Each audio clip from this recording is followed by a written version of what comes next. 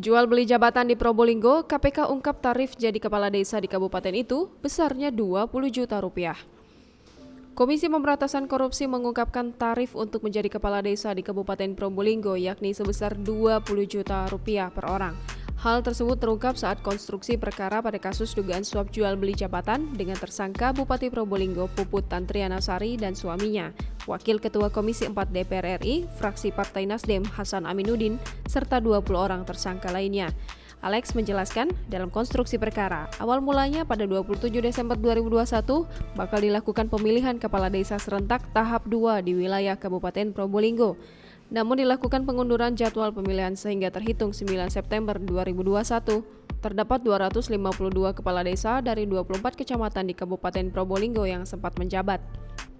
Selain itu, kata Alex, ada persyaratan khusus di mana usulan nama para pejabat kepala desa harus mendapatkan persetujuan Hasan dalam bentuk paraf pada nota dinas pengusulan nama sebagai representasi dari Puput, dan para calon pejabat kepala desa juga diwajibkan memberikan dan menyetorkan sejumlah uang.